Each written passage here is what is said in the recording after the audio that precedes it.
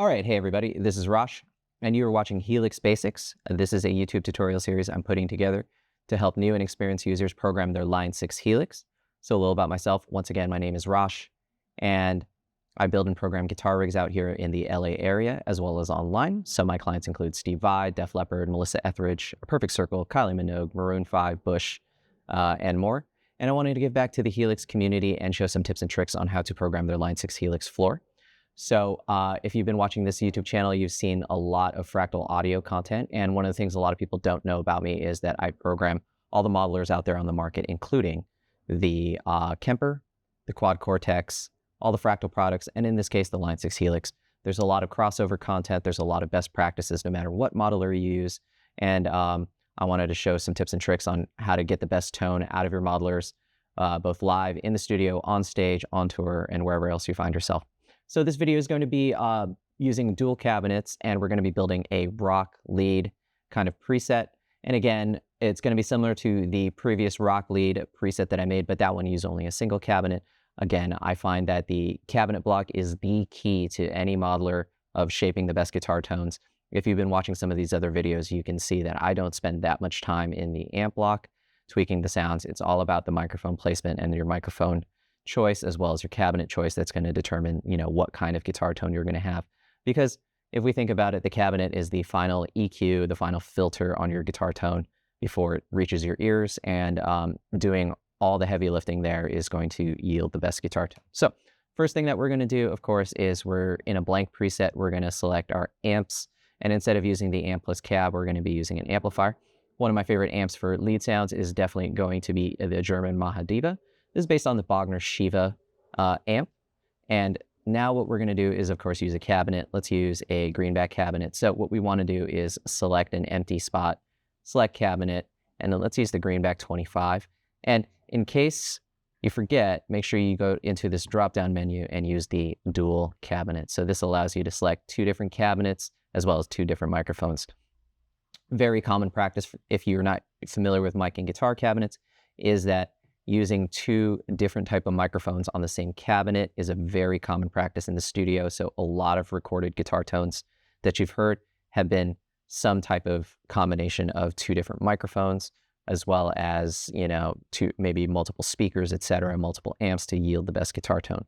In the case of a modeler like the Helix, since we want to use, two different microphones on the same cabinet, you're more than welcome to, of course, use two different cabinets if you'd like. But for the sake of these tutorials, I do recommend starting at least with the same cabinet, but just using two different microphones. So the first thing we're going to do is let's go to this microphone, this microphone right here. This is the second microphone. And what we're going to do is change this to a ribbon mic. So now we can see we have a Shure 57, or the 57 dynamic mic, and then we have the 121 ribbon, which is based on a Royer 121. What we want to do is bring the level all the way down on the second microphone because we want to dial in this microphone first. So dynamic mics are going to provide a lot of that mid-range information. They're going to help you punch through the mix. It's going to give you a lot of that cutting, brash kind of mid-range that helps guitar tone really sit in the mix well. And then the ribbon mic is going to be there to fill out all the low end and make the sound a lot more full. And it's also going to provide a lot of that warmth and smooth top end. To kind of, again, fill out the top end of your guitar tone without being too harsh or brash. So one of the things that I always recommend for starting with a cabinet block is, of course, dealing with the standard low and high cuts. 80 hertz and 8,000 hertz is going to help your guitar sit in the mix a little bit better. Everything above 8K generally is going to be this kind of really brash, really shrill kind of top end that just generally doesn't need to be there. It's going to conflict with a lot of other instruments. And of course, the low cut, anything below 80 hertz is going to conflict with the bass drum, the kick drum, the floor tom, a lot of the low end instruments, the low end of a keyboard, perhaps. And again, if you can low cut somewhere between 80 and 100 hertz is a good standard practice, and then high cut somewhere between 5,000 and 8,000. Again, depends on the type of amplification you're using, what type of guitar you're using, and of course, the type of guitar tones you're going for. If you bring this high cut further down, the tone's going to get darker and darker.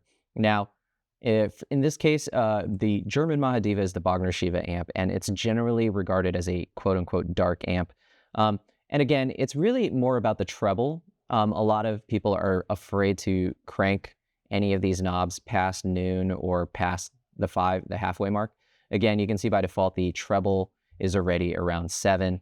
Feel free to crank this all the way up to about 10, and you're going to notice that, you know, not a lot of things are happening up there in the treble frequency for this particular amp, because it's generally not going to have a lot of information up there. So what you're going to want to do, of course, is let's start moving this microphone around and getting a good starting guitar tone.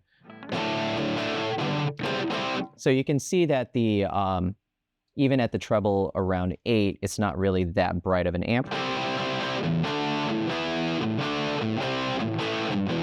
And again, we're going for kind of a lead sound, so the first thing that we're going to do is let's bring up the master just a hair. I want those the power section of this amp to get driven a little bit more.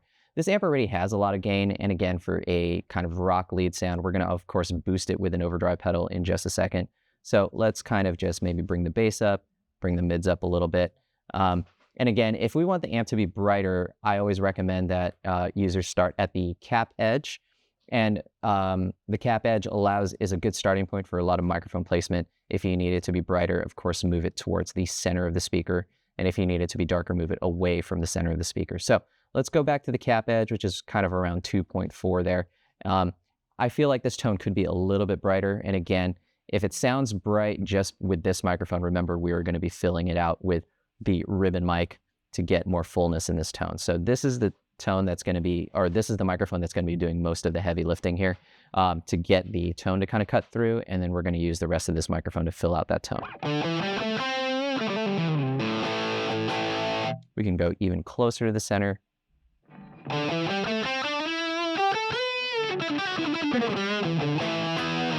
And again, since we're playing a lead sound, I'm going to be playing more single note lines rather than doing chords, but you know, this kind of guitar tone could of course work really well as a rhythm guitar part as well.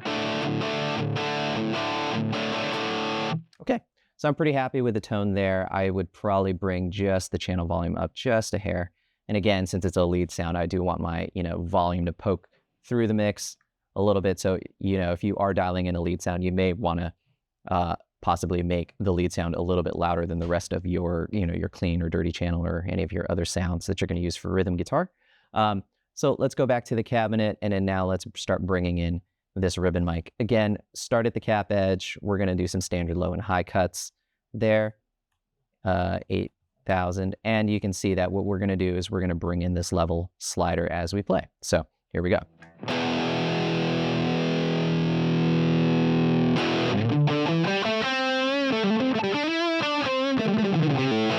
Okay, so when you're dialing in a ribbon mic and you're blending it in, there's going to be a certain point where you're going to start hearing that low end kind of come in. So that's when you know that it's actually going to start, you know, affecting the rest of the tone. And again, the ribbon dynamic mic combo is just so, you know, common that you'll hear that this ribbon mic isn't really conflicting with that mid-range frequency. What it really is filling out the low end and the top end, but in a smooth way. So here we go.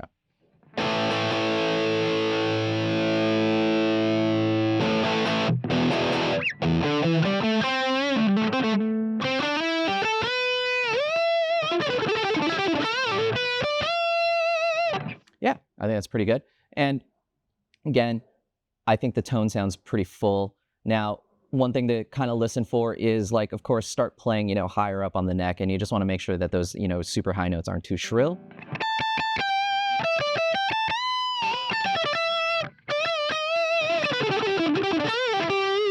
Yeah, I think that's pretty great. And again, I'm playing a Les Paul. My, you know, I'm using the bridge pickup and my knobs are wide open. I generally don't play like that, but I know a lot of users do. So of course I want to kind of, like, you know, approximate what a lot of users are going to run into. I definitely usually have the volume maybe around 9, and I have my tone knob maybe around 9, so that I can at least, you know, control the amount of gain that I would need.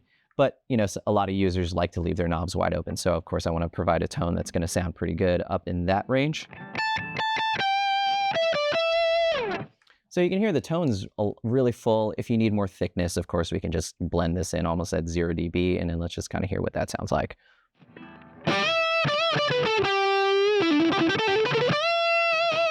Yeah, I think that's pretty good, but I don't need that much of that low end.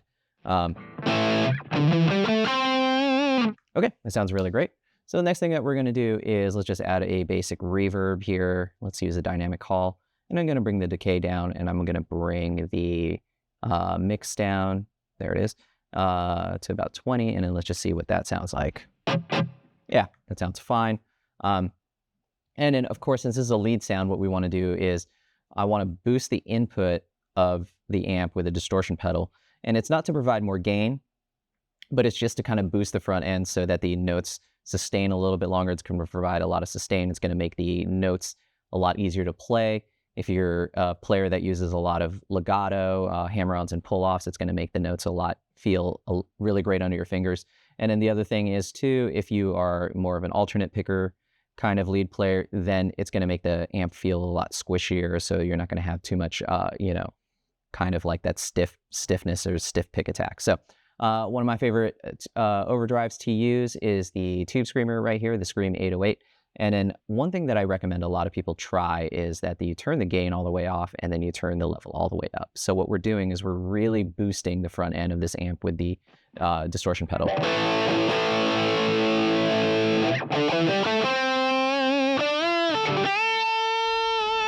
And what you're hearing is that it's chopping off a little bit of the low end and it's chopping off a little bit of that top end. And again, you can always make up for that by moving the microphones around or, blending in some of the mics. So now that a little bit of the low end disappeared, I do want a little bit more of this Royer right there. But again, the gain's all the way off, the level's all the way on 10. And of course, you can use the tone to kind of shape, the top end of the tone. But I find right here seems pretty good. And you'll notice the difference right away with the sustain of your guitar.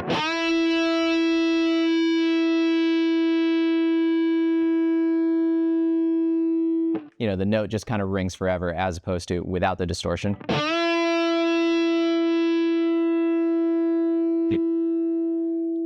The note just kind of thins out right away. So again, and the other thing that, of course, the pick attack softens a little bit when you're having a distortion.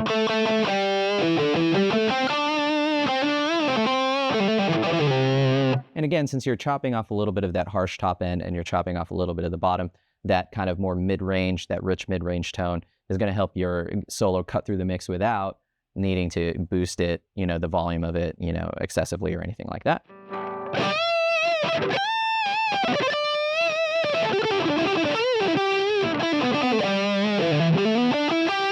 And if you're a Les Paul player like me, using the neck pickup can sometimes get a little too woofy if you want to solo with that.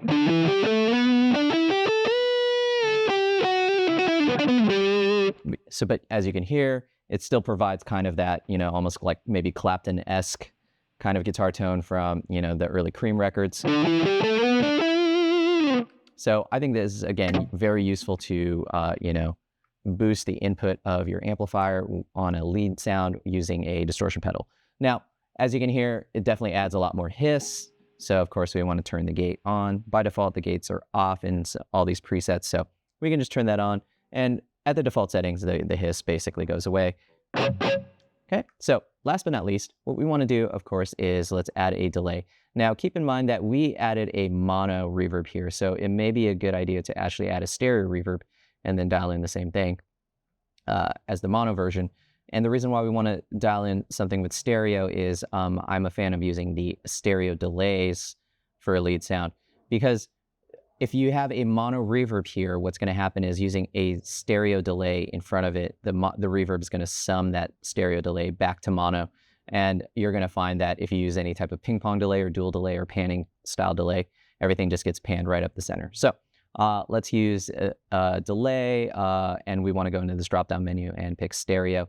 I'm a fan of the dual delay because it allows you to dial in different sounds. It's kind of coming from that maybe Steve Lukather 80s guitar player kind of thing, where they would use two separate delays on each side. So, and the cool thing is you can dial in the left feedback, the right feedback, the mix of each delay, etc. So at the default settings, it's probably too much delay. So what we're going to do is let's bring the mix down. Maybe let's go with like something around 20%. And then the time by default is actually a really common time signature or time setting. So 500 milliseconds and 375. Basically, this is kind of like a dotted eighth to a quarter kind of thing that you get. So one side's a quarter note, one side's a dotted eighth. So you get this kind of like maybe cascading kind of effect. And the left feedback and the right feedback, we're going to bring those down. We don't need that many repeats. Yeah. And again, you can see that the ratio is slightly different because, of course, we want to make sure that the, both sides kind of go for the same length of time.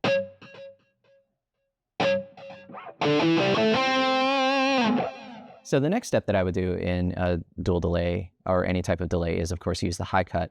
And the high cut is basically an EQ for every echo repeat. And if you have no high cut, that means the echo repeats are going to basically have the same amount of top end as the note that you play. And I find that conflicts with a lot of, soloing, everything like that. So I'm going to bring this high cut way down so that the echo repeats are much darker than the actual note. So I'm a big fan of Eric Johnson and Andy Timmons, and Andy Timmons talks about trying to get a halo around the note. So of course I'm going to bring that high cut down even more. You can bring the low cut up as well, so it'll kind of give less low end to the delay repeats. And again, think of it as like an EQ for the delay.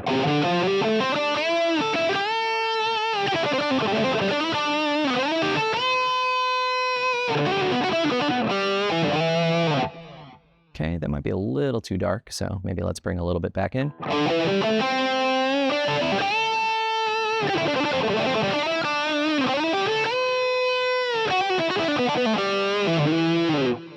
Yeah, I think that sounds pretty good. And again, I'm going to bring up the depth as well, and the depth is how much the echo repeats are going to have some chorusing on it. So we can hear that the echo repeats have some slight chorusing as compared to the regular note.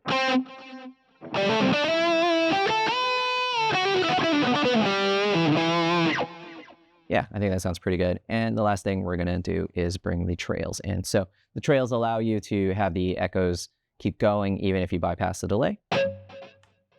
So you can hear that the echo repeats go. If we turn the trails off, then of course the echoes will basically turn off the minute the delay actually turns off. So we don't want that behavior. I think that sounds really unnatural.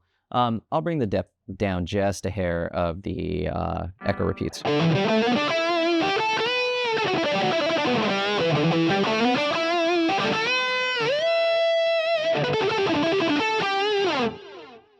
Yeah, I'll bring that down. It's kind of giving this kind of comb filtering effect, so it's getting a little distracting for me, and I will bring that high cut down just a little bit more.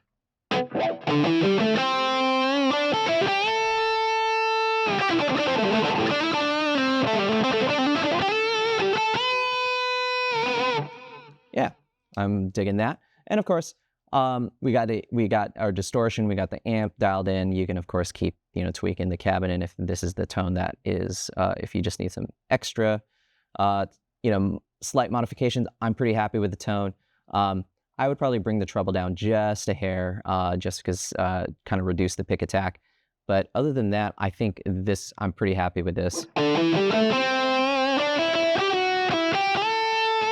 Yeah, I think that's pretty good.